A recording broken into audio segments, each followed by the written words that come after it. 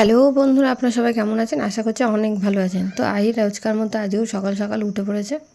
উঠে ফ্রেশ হয়ে মুখ হাত পা ধুয়ে তারপরে আমি ওকে একটা কলা দিয়েছিলাম, ওটাই ও এখন বসে বসে খাচ্ছে। তো তো চলুন তাহলে ও কলাটা খেয়ে নিক, তারপর বাদবাকি আমিও আমার কাজটা সেরে নিই। এদিকে আবার দেখি খেয়ে দিয়ে নিয়ে তারপরে আবার একটু দুষ্টুমি করছিল। আমরা ঘর গোছাচ্ছিলাম, তো এই ট্রলিটা তোলা হয়নি। এই ট্রলিটা হয়েছে ওর এখন খেলার জিনিস। এটার মধ্যে ও যত রকমের ওর খেলনা আছে, এটা ওটা আছে, সব ওর মধ্যে ভরেছে। ভরে নিয়ে ওটাকে নিয়ে এদিক ওদিক ঘুরছে আর খেলা করছে। তো একবার ছুটে ছুটে এ ঘর ও ঘর বারান্দা, এই হচ্ছে ওর খেলা। তো আগের দিন আপনাদের যখন ব্লগ ছেড়েছিলাম দেখেছিলেন, প্যান্ডেল হচ্ছে দেখিয়েছিলাম। তো বলেছিলাম আপনাদের যে কিসের জন্য প্যান্ডেল হচ্ছে ওটা নেক্সট ব্লগে বলবো। তো এই যে কাকিমাকে দেখছেন, এই কাকিমার আজই বিবাহবার্ষিকী। এই কাকিমা আমার বাড়ির পাশেই থাকে। তো ওদের আমাদের বাড়িতে অনেকটা জায়গা আছে, সেই জন্য আমাদের বাড়িতে প্যান্ডেল করেছে, এখানেই আর কি অনুষ্ঠানটা হবে।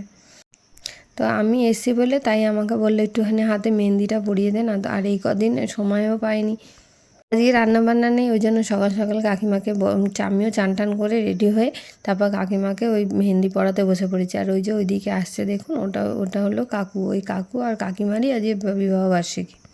অনেক দিন মেহেন্দি টেহেন্দি নিজেও পড়ি না, আর পড়ানোও হয় না, সেই জন্য খুব হাতও কাঁপছিল, অনেকটা সময়ও লেগেছে পড়াতে। কিন্তু পড়ানোর পর আর ভিডিও করা হয়নি যে কেমন পড়ালো। দুপুরবেলা সব খাওয়া দাওয়া হয়ে গেছে, এগুলো বিকেলে রান্না হয়েছে, এখানে সব ঢেকে রাখা হয়েছে, আর বাদবাকি রান্না ওদিকে হচ্ছে। তো চলুন তাহলে দেখে নিন, ওদিকে সব রান্নাবান্না হচ্ছে, রান্নাবান্না হয়ে যাবে। এখন প্রায় 4টে মতো বাজে। এদিকে আমিও একটু ঘরদোরগুলো গুছিয়ে নিলাম, কারণ যতই হোক আমাদেরই তো বাড়ির মধ্যে, তাই ঘরদোরটা পরিষ্কার রাখা দরকার। আর দ্বিতীয়ত এখন আমাকে কাকিমাকেও সাজাতে যেতে হবে, তাই জন্য আমিও তাড়াতাড়ি কাজবাজ সেরে নিচ্ছি। তাই তাড়াতাড়ি করে কাজবাজ গুছিয়ে নিয়ে আবার যাব কাকিমাকে একটু সাজাতে। তো কাকিমা সাজবে বলতে উনি খুবই সিম্পল সাজবে। তো চলুন তাহলে আপনাদেরকেও দেখাই যে কাকিমাকে সেজে কেমন লাগছে। তো এইটিও কাকিমার বাড়িতে চলে এসেছে, আমি একটু বসছিলাম, কাকিমা ওদিকে রেডি হচ্ছিলো। তো এদিকে দেখুন, তারপরে আমি সাজিয়েও ফেলেছি। যারা এসেছিলো তারা সবাই তো বলেছে খুব সুন্দর লাগছে। তো আপনারাও আশা করব কমেন্টে জানাবেন যে কেমন লাগছে। তারপর এই যে কাকিমা ওদিকে গেস্ট অ্যাটেন্ড করছে, ওদিকে আমিও রেডি হয়ে নিয়েছি। আমি রেডি হয়েছি বলে গরমের জন্য সেরকম কিছুই সাজগোজ করিনি, একদম সিম্পলভাবে সেজে দিচ্ছি।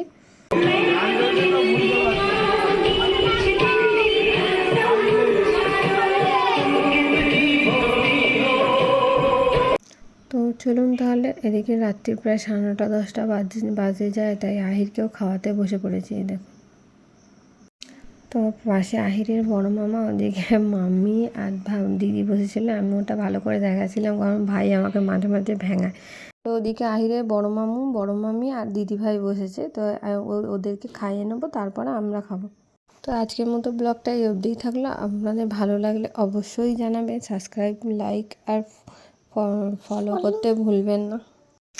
ও, আর একটা কথা বলতে তো ভুলেই গেছিলাম, যে এই যে কাকিমাকে সাজিয়েছি তার জন্য কিন্তু আমি একটা খুব ভালো গিফটও পেয়েছি। এই দেখুন।